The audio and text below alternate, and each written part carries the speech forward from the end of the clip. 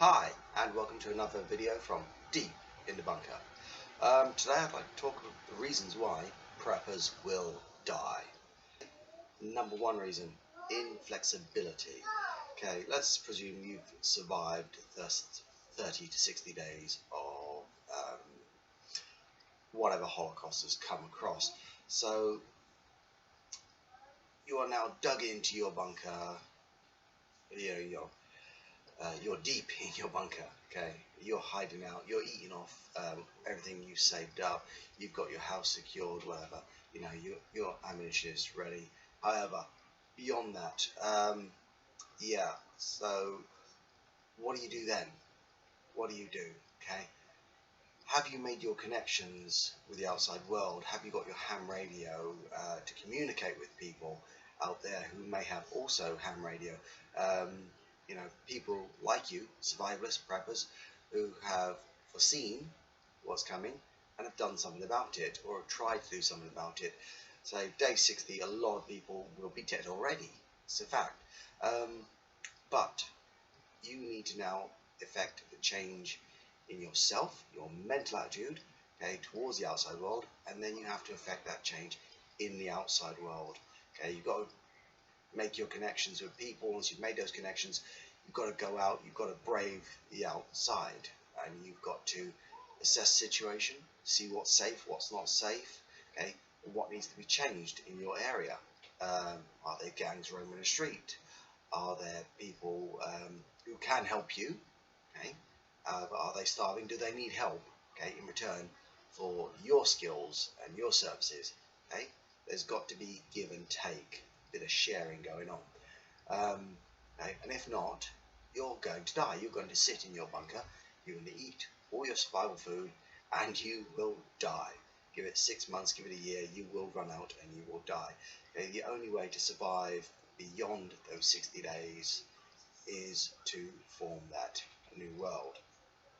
Okay, number two, which I actually very done already, is not prepping beyond day 60. Okay, as my big thing is day 60 to infinity. Have you prepped? So I garden, I grow pear trees, I grow all my herbs, I grow my bay leaf tree, etc. However, even for me, there's a lot of potholes, a lot of weaknesses in my preps, okay, on that side. Yes, I've got pear trees, but have I got something to go with it? Have I got raspberries to go with it? Have I, because pears after a while, great, but, it's just a pear. I'm going to need something to flavour it, and I think I've mentioned this before. I need to start growing a lot of raspberries. I need to grow different types of fruit. I need to acquire land where I can, a bigger garden, extend my garden, whatever, or give more of my garden over to production of vegetables. Okay, I don't have chickens, but that's a hell of an idea. I should have chickens, because even now, fresh eggs every day, and when chicken's done, I get nice roast chicken. Okay, I don't have it, so these are my holes in my preps, but I'm sure, having now thought about it, and a little think about it, there's a lot more.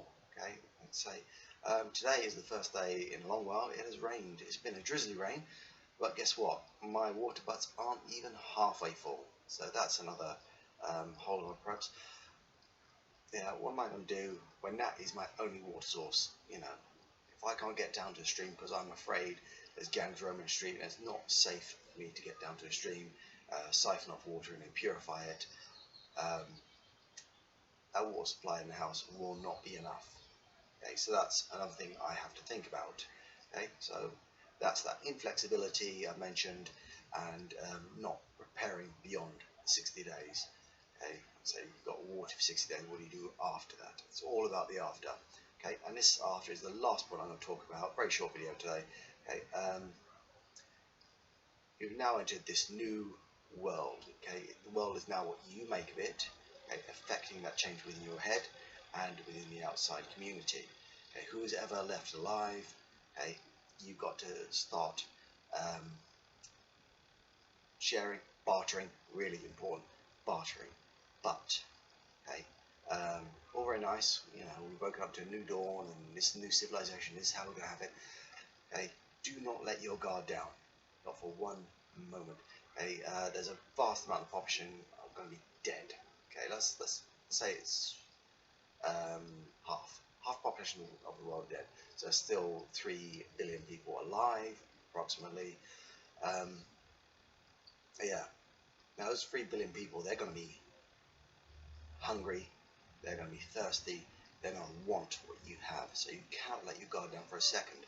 Now the bartering system is going to have to come in. Let's say, you know, you set up your market stall, okay, with other people. So you sell soap, you sell whatever you can make, okay, and they come along because hygiene, as the previous video says, really, really important. Okay, people are going to be stinking. They're going to want a wash, guaranteed. They're going to want to brush their teeth, want to do something. Okay, so you've got this stuff to barter with, but what's the easiest thing for them? Okay, cash is now useless. Okay, doesn't matter. So are they going to give you a gold watch? You know, are they going to give you their wedding ring? Okay, or are they just going to put a gun to your head and say, give it to me? Okay, I think probably for the first few months afterwards, I think it's going to be the law of the gun. So having yourself armed at all times, you know, rifle over the shoulder, you know, and you're not going to go with that store base. So we're going to have your people behind you. At least another couple of guys. Okay, shit hits the fan there. You've got backup, and it makes people think twice. One person is an easy target. 3, that's hard. That is hard. 3 men, all armed. Yeah, you're really gonna think about it. Maybe you are gonna give over your wedding ring. You know, I'm not being an asshole about it, but your jewelry, just as an example, because if you haven't got anything else, gold will be the bartering system, silver, whatever you have. Okay, so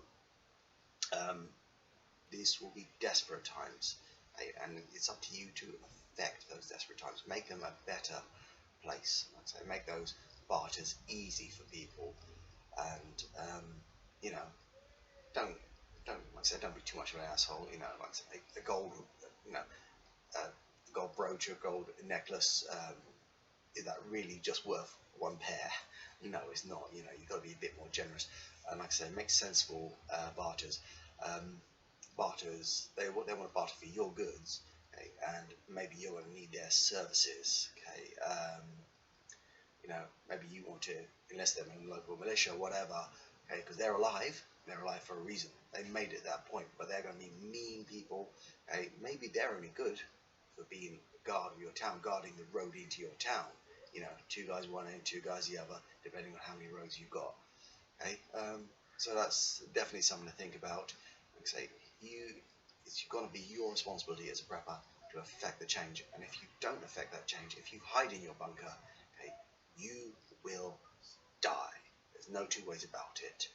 Okay, sorry it's been a bit morbid for some people, but that's the way it is. Okay, so on that cheery note, for now, this has been Deep in the Bunker.